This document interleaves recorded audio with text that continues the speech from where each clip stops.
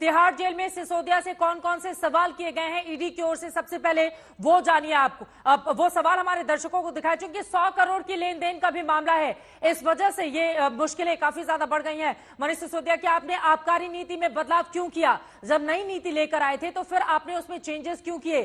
कारोबारियों का मुनाफा क्यों बढ़ाया गया? ये सवाल ईडी की ओर से पूछा गया है मनीष सिसोदिया से। विशेषज्ञों की राय वाले रिपोर्ट को आपकी ओर से डिलीट क्यों किया गया? यह भी सवाल जिसका सामना मनीष सिसोदिया को करना पड़ा। सबसे बड़ा सवाल, 100 करोड़ की रिश्वत के बारे में आप क्या जानते हैं? आपको बताते चले, एक तरफ इसी पूरे मामले में दिल्ली से यह दायरा तेलंगाना तक भी बढ़ चुका है। 100 करोड़ का ये जो लेन देन का मामला है, ये अपने आप में सबसे ज्यादा अहम है। आबकारी नीति में आपने बदलाव क्यों किए? कुछ चीजें, कुछ डॉक्यूमेंट आपकी ओर से उसको डिलीट क्यों किया गया? कारोबारियों का मुनाफा क्यों बढ़ाया गया? वो कौन कौन से लोग हैं जिसको फायदा पहुंचाने का काम किया गया था शराब नीति के जरिए?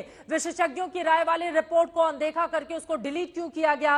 100 करोड़ की रिश्वत के बारे में आप क्या जानते हैं? ये तमाम वो सवाल है जिसका सामना मनीष सिसोदिया को करना पड़ा था। क्या शराब कांड के पैसे का इस्तेमाल चुनाव में हुआ है? क्योंकि बार बार यह कहा जा रहा है कि चुनावों में उन पैसों का इस्तेमाल आम आदमी पार्टी की ओर से किया गया। और यहां पर आपको दिखा रहे हैं दिल्ली में शराब घोटाला। और फिलहाल सिसोदिया को ईडी ने गिरफ्तार कर लिया है, लेकिन 7 मार्च और 9 मार्च दोनों ही दिन लंबी पूछताछ हुई है। संजय, सीधे आपके पास आते हुए, अब ईडी कौन कौन से वो सवाल है, चूंकि तिहाड़ में जाकर पहले ही आपने घंटों की पूछताछ कर ली है, अब वो कौन कौन से सवाल हैं जिसका जवाब वो जानना चाहती है? और के कविता से अभी 11 तारीख को ईडी की पूछताछ होनी है, उसके ठीक पहले मनीष सिसोदिया की ईडी की ओर से ये गिरफ्तारी।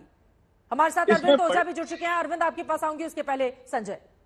इसमें बड़े सवाल ये होंगे कि पैसा कैसे आया, कहां से आया, किसके पास गया।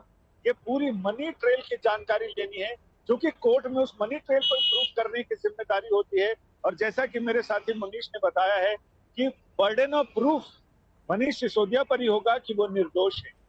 जाकि एजेंसियों के पास जो सारी जानकारियां हैं वो उन्हें आरोपी बताती हैं, और उस आरोपी को अगर ये अपने आप को निर्दोष साबित नहीं कर पाते हैं तो इसका मतलब केस सही है और वो आरोपी नहीं, अपराधी है।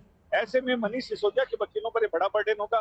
बर्डन ऑफ प्रूफ के अक्यूज पर रहता है, अक्यूज को अपने आप को निर्दोष साबित करना है, वो कैसे साबित करना है। और बाकी रही बात ईडी की, तो ईडी इसमें सिर्फ और सिर्फ आर्थिक लेन देन किस तरह से हुआ, कैसे हुआ, पैसा कहां से आया, कैसे क्या, इन तमाम चीजों पर रहेगा।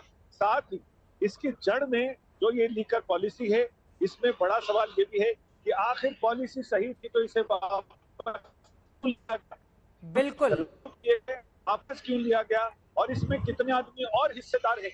जो इस पूरे साजिश में शामिल लोगों के बारे में भी जानकारी दी जाएगी। दिनेश अरोड़ा ने जो जानकारी दी है वो भी पूछा जाएगा जी।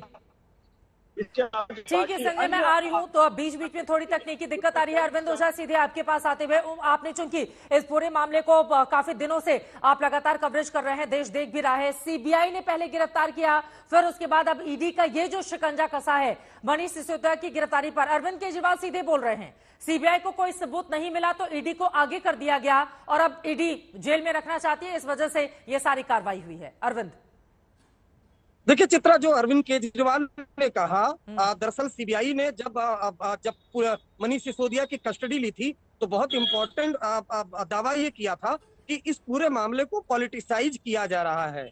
ये सीबीआई ने बाकायदा कोर्ट रूम में कहा। अब ये समझने वाली बात होगी, सबसे पहले तो ये कि ईडी ने गिरफ्तार किया तो मनीष सिसोदिया की मुश्किल कैसे बढ़ेगी। सबसे पहले ये ऐसे बढ़ेगी कि जमानत आसानी से नहीं होती है।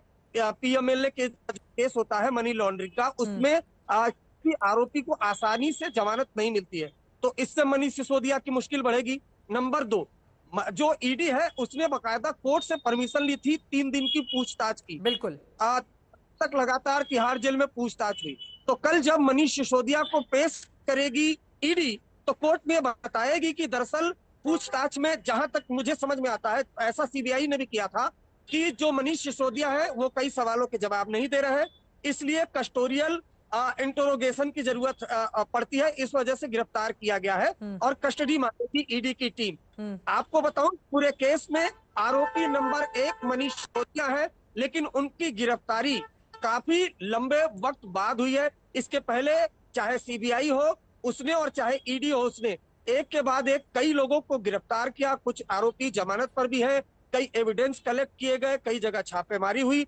उसके बाद महीनों बाद नंबर आता है आरोपी नंबर वन का, जिसे सबसे पहले सीबीआई ने गिरफ्तार किया, जो इस मामले में आपराधिक षड्यंत्र किस तरह से पूरा घोटाला हुआ उसकी जांच कर रही है।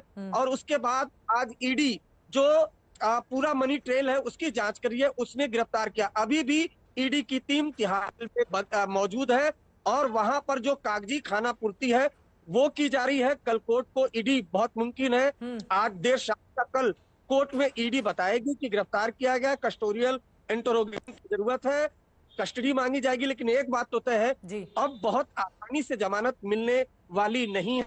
दूसरी बात यह कि अब मनीष सिसोदिया लंबे वक्त तक जेल में रह सकते हैं।